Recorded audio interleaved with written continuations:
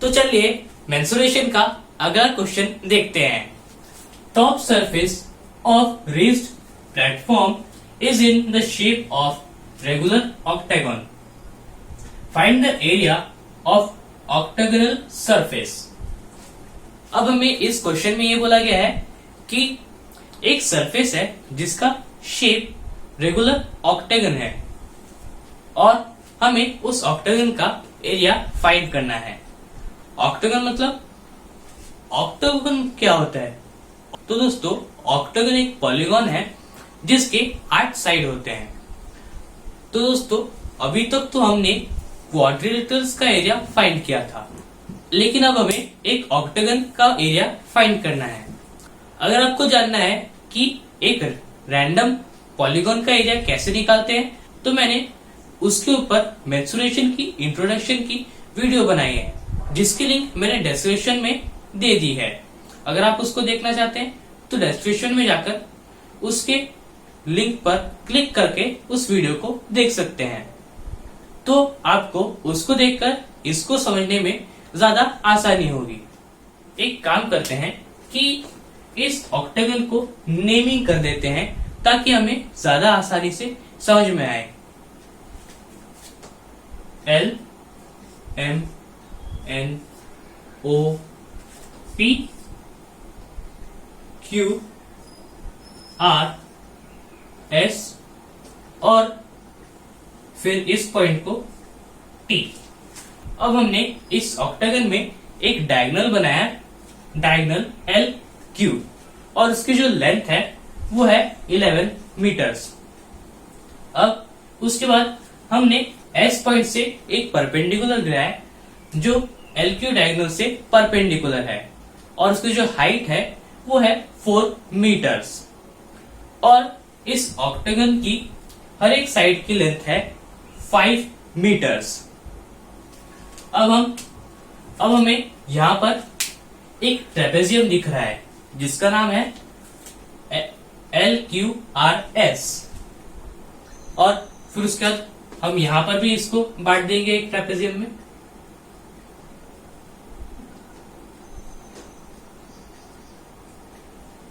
तो इसकी भी जो हाइट होगी वो होगी 4 मीटर्स और MP जो डायगोनल होगा उसका भी लेंथ होगा 11 मीटर्स। तो मेरे को यहां पर 3 फिगर्स मिल गए। पहला हो गया ये ट्रेपेजियम, दूसरा हो गया ये रेक्टेंगल MPQL और तीसरा हो गया एक और एक ट्रेपेजियम MNOP। अब हम इन सब का एरिया फाइंड करेंगे। तो हमें गिवन में क्या दिया है? हमें गिवन में साइड ऑफ ऑक्टागन दी गई है,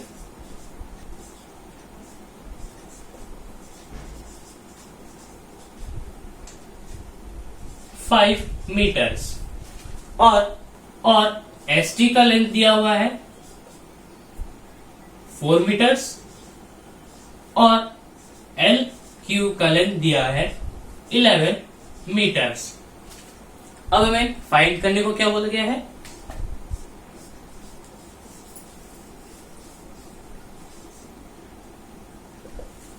हमें इस ऑक्टागन का एरिया फाइंड करने को बोला गया है। मतलब area of octagon is equals to question mark. तो अब इसका सोल्यूशन कैसा होगा? तो हमारा सोल्यूशन कैसा होगा? तो उसमें आएगा area of octagon, area of octagon LMNOPQRS is equals two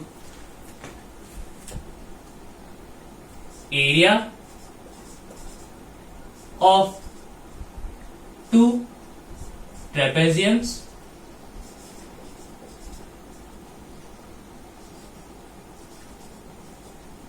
plus area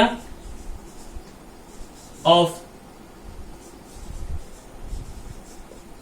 rectangle.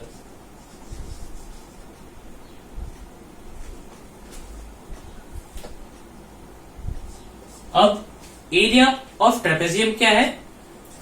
वो है half into height into sum of parallel sides. अब इस ट्रेपेजियम में पैरेलल साइड्स कौन से हैं? वो है LQ और SR। तो पहले हम ट्रेपेजियम LQRS का एरिया फाइंड करते हैं। तो area of LQRS is equals to half into height into sum of parallel sides। अब हमें तो इसका मतलब होगा हाफ इंटू हमारे ट्रेपेजियम की हाइट क्या है? वो है ST into sum of parallel sides. अब हमने पैरेलल साइड्स कौन से लिए हुए हैं? वो हमने लिया है LQ और SR, मतलब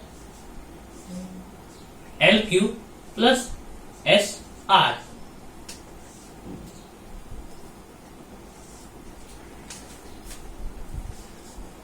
तो अब हम इसमें वैल्यूज पुट कर देते हैं। तो वो हो जाएगा हाफ इंटू हमें ST कितना दिया गया है? वो हमें दिया गया है 4 मीटर्स और इंटू LQ प्लस SR। अब हमें LQ कितना दिया है? वो दिया है 11 मीटर्स प्लस हमें SR कितना दिया गया है? वो हमें दिया गया है 5 मीटर्स। तो यहां से 2 को मैं काट दूंगा, 2 2 4, मतलब 2 इंटू 16, मतलब 32 मीटर स्क्वायर। ये हो गया एरिया ऑफ LQRS। तो area of LQRS is equals to 32 metre square. अब ये जो दो ट्रेपेजियम्स है वो दोनों की इक्वल है, तो उनका एरिया भी इक्वल होगा। इसका मतलब ये है कि area of MNOP is equal to 32 metre square. अब बच गया हमारा रेक्टेंगल। तो एरिया ऑफ रेक्टेंगल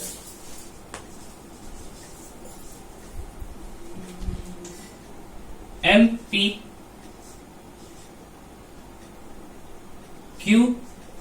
कितना होगा? वो होगा लेंथ इंटू ब्रेथ। अब इस रेक्टेंगल में लेंथ कितनी है? वो है LQ और ब्रेथ कितनी है? वो है QP। अब हमें LQ कितना दिया है? वो हमें दिया है 11 मीटर्स इंटू QP कितना है? वो है 5 मीटर्स। तो इसका मतलब होगा 55 मीटर स्क्वायर, मतलब area of MPQL is equals to 55 metre square. अब हम इन वैल्यूज को इस इक्वेशन में डाल देंगे।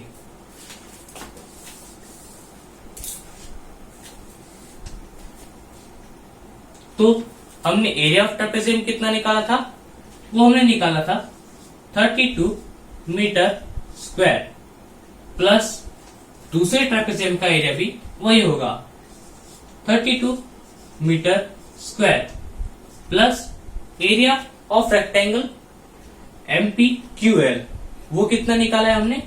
वो हमने निकाला है 55 मीटर स्क्वायर। इसका मतलब 32 plus 32 64, 64 plus 55 190। 190 metre square. Area of LMNO PQRS